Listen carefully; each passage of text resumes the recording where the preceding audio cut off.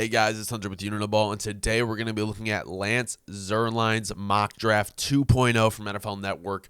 We're going to get right into it. This is a post-combine mock draft. At number 1, we have the Chicago Bears taking Caleb Williams. He says at this point, any outcome other than the Bears taking Williams with this selection would be a shock. That is basically the sentiment I am getting from all the insiders, all the analysts, and I, as a Bears fan, could not be happier. At number 2, we have the Washington Commanders taking Jaden Daniels. Very interesting. So he says, offensive coordinator Cliff Kingsbury had success with Johnny Manziel in college and then handpicked Kyler Murray at Arizona.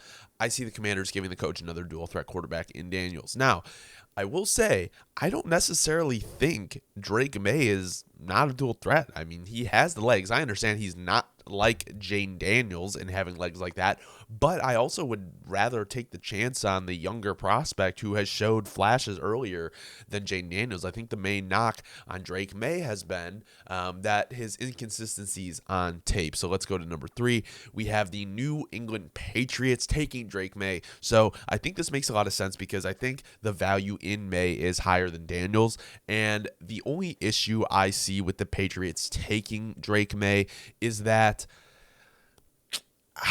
who is he throwing to? Who's protecting him? Like, you're throwing this man to the Wolves. To the Wolves. So, and a coaching staff that has like almost no play calling experience.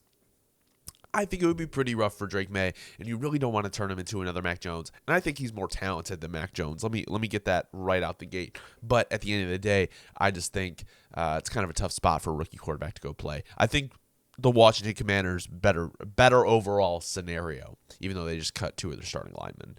At number 4, we have the Arizona Cardinals taking Malik Neighbors. This selection should be an easy one in terms of position choice, but stacking the top 2 receivers will be more complicated. There's a lack of consensus on the wide receiver pecking order. If my discussions with team sources tell me anything, Neighbors is ultra explosive and can work on all 3 levels. So I've heard more and more about the Malik Neighbors wide receiver 1 conversation, and I don't necessarily hate it. I don't hate it. I think he's very talented. And the talk of Marvin Harrison, I know the word generational is used way too much, but I think the idea that, Marvin Harrison Jr. is this guy that's a can't miss prospect. I don't think you can miss on him, but I don't necessarily believe the fact that the gap between Marvin Harrison Jr. and Malik Neighbors is so big that you have to take Marvin Harrison Jr. over Malik Neighbors. I personally would. I think he's wide receiver 1, but I can also see the argument on why not. So at number 5, we have the Los Angeles Chargers taking Marvin Harrison Jr. Okay, mind you, this is a blind react. I have not seen these picks yet. So Marvin Harrison Jr. with Justin Herbert. Ooh, do I like that quite a bit. I don't love the fact that they took Quentin Johnston last year. I wish they would have took, maybe a JSN or a Jordan Addison, but I can't remember the order of that draft. So maybe Johnston was I didn't love Johnston coming out. That's just my thing. I don't like the way when he got into big games, he struggled.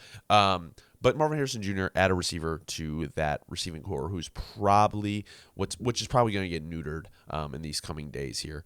At number 6, we have the New York Giants taking J.C. Latham. Very, very interesting. The first tackle off the board. He said, I understand that many Giants fans are clamoring for a change of quarterback, but it's tough to pass up a chance to grab your first choice at a position of major need. Latham is my top tackle in the draft.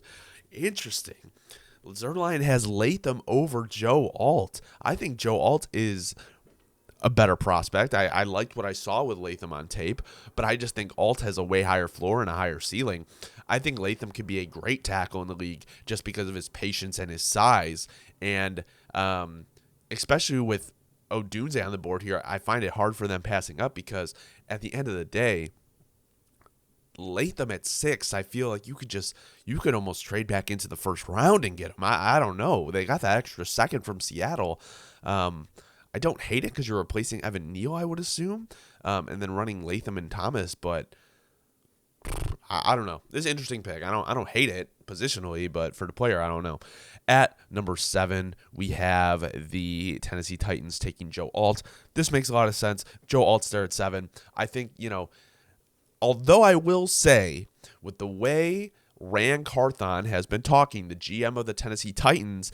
If Odunze or Alt is here, I think it's a very realistic opportunity that Odunze is the pick. I think they want to go offense. I think they want to give Will Levis weapons. This is not a bad pick either. Alt, in my opinion, is OT1 in this draft, so you can take Alt and have no problem. At number 8, we have the Atlanta Falcons taking Jared Verse. They liked Verse last year. And he says, let's go out on a limb and predict the Falcons and make a trade with the Bears for quarterback Justin Fields or sign Kirk Cousins. If that happens, this turns into an attention.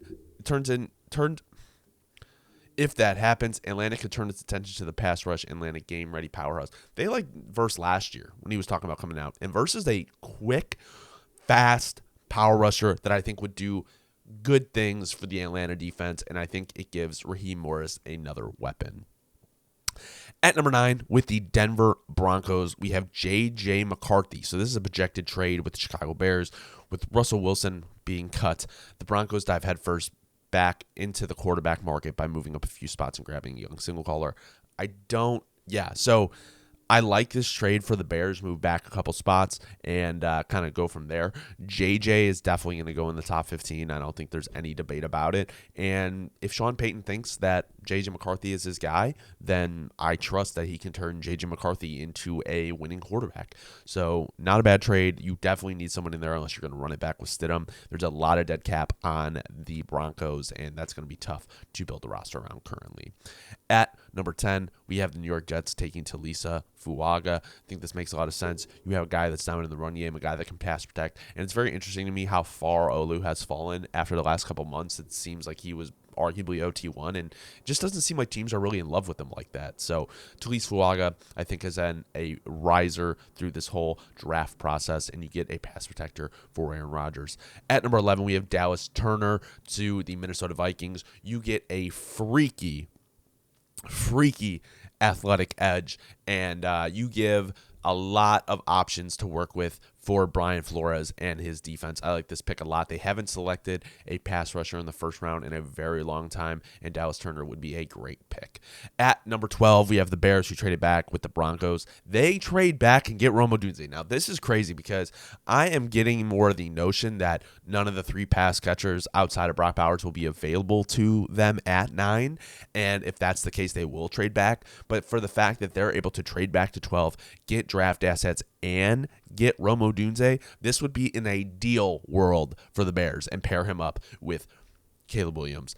At number 13, we have the Las Vegas Raiders taking Byron Murphy, top IDL in the class. Pair him up with Max Crosby. You have an explosive defense. Murphy is a heavily muscled with very little body fat. Yeah, he's very small. If you watched him at the combine, he's very compactly built, but he's not like big. He's not like a huge guy. He's definitely undersized, but he is explosive, quick out of his stance, and extremely powerful for his size. I agree. I think it'd be a great spot for the Raiders. I think he embodies what the Raiders want.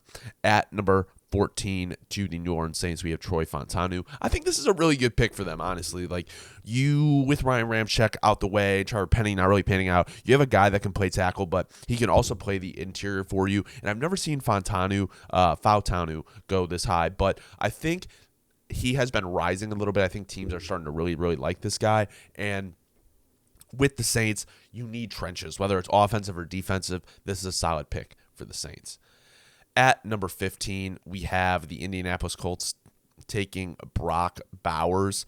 I think this pick makes a lot of sense for them. You give a lot of options to Anthony Richardson. You have Michael Pittman Jr., you have Brock Bowers, you have Josh Downs, you have fucking Alec Pierce, you have Jonathan Taylor, you have Zach Moss. You have so much offensive firepower. I wouldn't be surprised if they went receiver here, if they traded down and grabbed a receiver in the first round, like a Brian Thomas Jr. But I think this would be a great pick for them. You get the best tight end prospect in the class. At number 16, we have Olu Fashanu, which is a really interesting pick to me because I feel like you have your tackles, and your issue with your team is the interior. So he said the Seattle Seahawks could use a pass rusher here, and Latu is available, but they're in trouble on the offensive line. Seattle might need to draft a talented young tackle and kick a starter inside to guard to help shore up some of his issues. I mean, that's not a bad way to go about it because I don't believe I believe one of their tackles was like a late round pick. I think it was Abraham Lucas or Charles. No, Charles Cross was the higher pick. Abraham Lucas was a little was the later pick. So I don't think this is a bad pick for them. And Olu at 16 is not bad. I don't actually mind this idea, and it could be something that could happen. At number 17, we have the Jacksonville Jaguars taking Terrion Arnold. Arnold is a dog. He is a sophomore, and I think the sophomore coming out of Alabama. And Jacksonville needs that alpha wide receiver or cornerback one, and Terrion Arnold is that. Terrion Arnold will develop into a very, very good corner in the way that he grew at Alabama. At number 18, wow, we have the Cincinnati Bengals going Brian Thomas Jr. You could go right tackle here, like he says, but Brian Thomas Jr. running a 4.33 at the combine, putting him with T. Higgins, putting him with Jamar Chase. The Bengals continuing the recipe of adding very talented receivers for Joe Burrow to throw to. T. Higgins is probably on the way out. You could also probably trade him, but to have this trio would be ridiculous for the Cincinnati Bengals. At number 19, we have the Houston Texans trading up with the Rams. They are going to be selecting Quinyon Mitchell, putting him next to Derek Stingley. I think this is a great trade and pick. Quinyon Mitchell is a stud, and I think he could very easily be CB1 in this draft. At number 20, we have the Pittsburgh Steelers taking Nate Wiggins. I had Pittsburgh Steelers taking Nate Wiggins yesterday in my mock draft madness. If you want to go check that out, I'm doing a mock draft every single day up until the draft, and we are tracking the ADP, everything like that. Just different scenarios. Very fun. Anyway, Nate Wiggins, very athletic, very fast, run a 4.29, I believe, at the combine, 4.28 maybe. But the only issue is he's very skinny. Very, very, very skinny, like 173. And we saw the way that Emmanuel Forbes got bullied. I think because it's 20 and not like, Commanders, picked 13 or 16th last year? 16th, I think. And, Christian Gonzalez is on the board. I didn't really love it. With this class of corners, I think it's less consensus about who's the best corner in the draft, and I think it's more about flavor. And I think putting him next to Joey Porter Jr. and having a young secondary is very good for the Pittsburgh Steelers. At number 21, we have the Miami Dolphins taking Chop Robinson. So, in the wake of serious season-ending injuries to both Jalen Phillips and Bradley Chubb, it wouldn't surprise me if the Dolphins grab a veteran pass rusher in free agency, then draft a raw but ridiculously explosive Robinson. So here's my thing. I believe they should draft an edge because I think on all dominant teams, you need to have a strong rotation of pass rushers. You could go Jajon Newton here. He's still on the board. But my thing is, people will shy away from edge here because they have Jalen Phillips and Bradley Chubb. But if you have a ridiculous rotation, who is stopping your pass rush? I think this is a great pick. I think Chop Robinson rose his draft value in the draft by the way he performed at the combine. I think he was like a 4.5, 4.40, a ridiculously fast first step. And I think it would be a great pick for the Dolphins. At number 22, we have the Buffalo Bills trading up with the Eagles, adding Leatu Latu. Makes sense to me because Von Miller just kind of hasn't been that guy. They have a lot of late round picks this draft. They can couple them up, move up. Teams are not going to want to be in that 5th, the 6th, the 7th round range. This draft is very deep in the top 4 rounds, but after you get past that, it's not the same as the last 2 years because the COVID athlete surplus that we were seeing, where there was just a lot of talented guys in the late rounds, it's kind of over. We're kind of getting to that point. Like next year, it'll be like the regular draft again. Like, the reality is the Bills need another pass rusher. They need to improve their defense, and Latu is an experienced guy who will make an instant impact. At number 23, we have Tyler Guyton to the Los Angeles Rams. I like this pick a lot because, one, he doesn't have to play right away. And Guyton is a very raw prospect who has a lot of potential. He's massive. He's super competitive. He's 6'7". Tyler Guyton can play now. He might not be great, but he's also someone that you can develop for down the road. So I think that is a great pick for the Los Angeles Rams. At number 24, we have the Dallas Cowboys taking Amarius Mims. If they're not going to take Guyton, Mims is another option. Very raw prospect, 800 career snaps at Georgia, but he has the traits. He is incredibly athletic, and Tyler Smith is going to probably, they're saying in this situation, bounce to the blind side, so he's going to play left tackle. He was their guard from, or was he a tackle, or was he the guard from?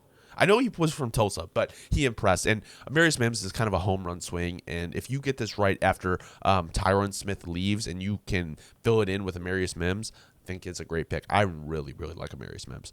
At number 25, we have the Green Bay Packers selecting Graham Barton. They do need kind of help on that interior. I think tackle need is a little bit overblown. Graham Barton can play tackle. He can play really interior. He's probably the safest O-line pick in the draft. Just not a super, super high ceiling, but you know you can rely on him where he's going to be. So good pick for the Packers. At number 26, we have the Tampa Bay Buccaneers taking Kool-Aid McKinstry.